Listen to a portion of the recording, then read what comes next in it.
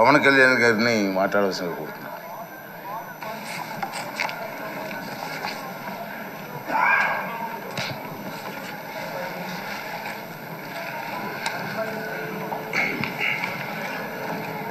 పదహారవ శాసనసభకి ఏకగ్రీవంగా ఎన్నికైన సభాపతి శ్రీ చింతకాయల అయ్యన్న పాత్రుడు గారికి హృదయపూర్వక నమస్కారాలు, మీ శుభాకాంక్షలు. ఇది నేను మొదటిసారి అసెంబ్లీలోకి అడుగు పెట్టడం. ఇలాంటి సుదీర్ఘ రాజకీయ అనుభవం ఉన్న దాదాపు 7 సార్లు ఎమ్మెల్యేగాను, ఒకసారి పార్లమెంట్లో అడుగుపెట్టిన మీకు, Panchayati Raj, technical education, forest, R&B అనేక మంత్రిత్వ శాఖల్ని సమర్థవంతంగా నిర్వహించిన మీకు ఈ సభాధ్యక్షుడు, ఈ స్పీకర్ స్థానంలో కూర్చోవడం నాకు చాలా ఆనందంగా ఉంది. ఎన్ని దశాబ్దాలు ప్రజలు రాజకీయ జీవనంలో, ఎన్ని దశాబ్దాలు ప్రజలు మీ వాడి వేడి చూశారు. మీకు కోపం వస్తే ఋషికొండను చెక్కినట్టు ప్రత్యర్థులకి పదునైన ఉత్తరాంధ్ర యాసలో గుండు కొట్టేస్తారు. ఒకటే బాధేస్తా ఉంది సార్, ఇకపైన మీకు తిట్టే అవకాశం లేకపోవడం. కానీ ఇక మీద సభలో ఎవరు తిడుతున్నా దాన్ని ఆఫ్ చేసే బాధ్యత మీ చేతిలోనే ఉంది. మీరే మైక్ ఆఫ్ చేయాలి. అంటే మా చిన్నప్పుడు నేను చూసేవాడు, ఒకసారి అల్లరి చేసే అబ్బాయిని క్లాస్ లీడర్ చేసేవాడు చిన్నప్పుడు మా స్కూల్లో. కానీ ఇన్నాళ్ళు ప్రజలు మీ వాడి వేడి పలుకులు, మీ ఘాటైన వాగ్దాటి చూశారు. ఈ రోజు నుంచి రాష్ట్ర ప్రజలు మీ హుందాతనం చూస్తారు. డిబేట్స్ వెనకాల దాక్కుని సంస్కారహీనమైన భాషల్ని, భావాల్ని రకరకాల మాధ్యాల్లో విరజిమ్ముతూ ఉంటారు. దాని నియంత్రణ మీ ఆధ్వర్యంలో ఇక్కడి నుంచే మొదలవ్వాలి. ఇందాక సభానాయకులు, గౌరవ ముఖ్యమంత్రి శ్రీ చంద్రబాబు నాయుడు గారు చెప్తారు, ఆడబిడ్డలు ఏ విధంగా నలిగిపోయారు ఈ రాష్ట్రంలో గత 5 సంవత్సరాల్లో. చిన్న లేదు, పెద్ద లేదు, ఎవరని లేదు.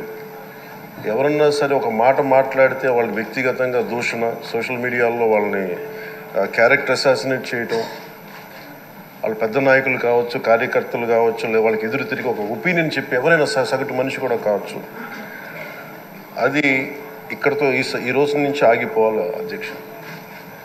అది మీ ఆధ్వర్యంలోనే మొదలవ్వాలి. గత ప్రభుత్వం తాలూకు సభ జరిగిన విధానం చూస్తే ఈ వ్యక్తిగత దూషణ ఇవన్నీ చాలా ఇబ్బంది పెట్టే ప్రజలు. ఈ రోజున వాళ్ళకి 11 సీట్లకు పరిమితం అయ్యారు, ఈరోజు లేరు, ధైర్యం లేదు వాళ్ళకి. విజయాన్ని తీసుకోగలిగారు కానీ ఓటమిని కూడా ధైర్యంగా కూర్చుకునే వాళ్ళకి స్థాయి లేదు, వాళ్ళకి పారిపోయారు ఇక్కడి నుంచి. భావంలో ఉండే తీవ్రత భాషలో ఉండాల్సిన అవసరం లేదు. భాష మనుషుల్ని కలపడానికి కానీ విడగొట్టడానికి కాదు. భాష విద్వేషం రేపడానికి కాదు, పరిష్కరించడానికి. ఎంత జటిలమైన సమస్య అయినా, భయంకర సమస్య అయినా చర్చల ద్వారా పరిష్కరించుకోవడానికి కానీ వివాదం సృష్టించడానికి కాదు. ఈ సభ ఉన్నది అందుకు. కానీ మనం చూసింది వాళ్ళ దగ్గర నుంచి బూతులతోటి, వ్యక్తిగత దోషులతోటి రాష్ట్ర పురోభివృద్ధిని ఆపేశారు. అలాంటి సభ కాకుండా ఇందాక మన పెద్దలు శ్రీ గౌరవ ముఖ్యమంత్రి చంద్రబాబు గారు చెప్పినట్టుగా ఇది భవిష్యత్తుకి ఇది ఒక ప్రమాణం అవ్వాలి. 2047 వరకు ఇంత అద్భుతమైన స్థానంలో మనకి ఆంధ్రప్రదేశ్ తెలుగు జాతి ఉన్నత స్థాయికి వెళ్ళాలంటే ఈరోజు మనం వేసే ప్రతి అడుగు అది భవిష్యత్ తరాలకు ఒక నిర్దేశక ఒక టచ్ స్టోన్గా ఉండిపోవాలి, గిట్ రాయిగా ఉండిపోవాలి. ఈ రోజున ఈ సభలో ఉన్న గౌరవ సభ్యులందరూ చట్టాలు చేయడానికి ఉన్నారు, చట్టాలు ఉల్లంఘించడానికి కాదు. విభేదించడం అంటే ద్వేషించడం కాదు, వాదించడం అంటే కొట్టుకోవడం కాదు. ఇవన్నీ విభేదించడం, వాదించడం ఇవన్నీ ప్రజాస్వామ్యానికి చాలా మౌలికమైన పునాదులు. ఆంధ్రప్రదేశ్ ఆవిర్భావం జరిగి అసలు భాషా ప్రయుక్త రాష్ట్రాల ఆవిర్భావమే మన ఆంధ్ర రాజ్యంతో మొదలైంది. అమరజీవి పొట్టి శ్రీరాములు గారి బలిదానం మీద మన రాష్ట్రం పుట్టింది. 56 రోజులు తిండి తిప్పలు తినకుండా నరకం అనుభవిస్తూ ఆయన బలైపోయారు.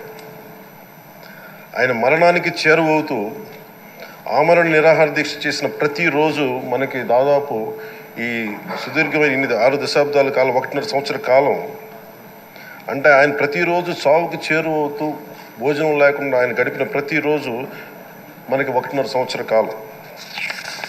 అలాంటి నేపథ్యంలో అలాంటి మహోన్నతుడు శ్రీ పొట్టి శ్రీరాములు గారి త్యాగాన్ని కనుక మనం ఈ సభలో ప్రజా సంక్షేమం కోసం మాత్రమే చర్చలు జరగాలి, వాదోపవాదాలు హద్దులు దాటకుండా ఉండాలి, వ్యక్తిగత దూషణకి తావివ్వకుండా ఉండాలి. అలా కాకుండా గత ప్రభుత్వంలాగే ఈ సభని తిట్లకి బూతులకి కొట్లాటికి వాడితే ప్రతి నిమిషం పొట్టి శ్రీరాములు గారి బలిదానాన్ని అవమానం చేసినట్టే. ఒక గొప్పవాడు ఒక మహానుభావుడు బతికినప్పుడు మాత్రమే కాదు, చనిపోయిన తర్వాత కూడా కొన్ని తరాలు ఉపయోగపడతారని నిరూపిస్తారు. అలాంటి కోవకు చెందిన మహానుభావులు ఆంధ్ర రాష్ట్ర సృష్టికర్త, భాషా ప్రయుక్త రాష్ట్రాలకు శ్రీకారం చుట్టిన ద్రష్ట, అమరజీవి శ్రీ పొట్టి శ్రీరాములు గారి స్మృతిలో ఒక విలువలతో కూడిన ఒక సత్సాంప్రదాయాన్ని తెరలేపుతూ మీ ఆధ్వర్యంలో ఈ సభ జరగాలని, ఈ 5 ఏళ్ల ప్రజాప్రస్థానంలో ఈ విలువైన 5 ఏళ్ళు రాబోయే తరానికి గొప్ప భవిష్యత్తునిచ్చేలా, అన్నం పెట్టే రైతుకి, కౌలు చేసుకునే రైతుకి, రైతు కూలీకి అండగా ఉండేలా, మహిళలకి భద్రతతో పాటు ఉన్నత స్థాయికి ఎదిగేలా, ప్రభుత్వ ఉద్యోగులకి భద్రత కల్పించేలా, పశువు పక్షి ప్రకృతి సర్వజనులందరికీ కూడా మతాలకి ప్రాంతాలకి అతీతంగా సుభిక్షంగా అభివృద్ధి పదంలో ఆంధ్రప్రదేశ్ ఆంధ్ర రాజ్యం అద్భుతమైన ప్రగతి సాధించేలా ఈ చర్చలు సాగాలని కోరుకుంటూ, సభాపతి అయ్యన్న పాత్రుడి గారికి మీ ఆధ్వర్యంలో ఈ సభ ఒక సరికొత్త సాంప్రదాయానికి సత్సాంప్రదాయానికి ఇది తెరతీయాలని కోరుకుంటూ మీకు మరోమారు శుభాభినందనలు తెలియజేసుకుంటాం. గౌరవ మంత్రి లోకేష్ గారు మాట్లాడతారు.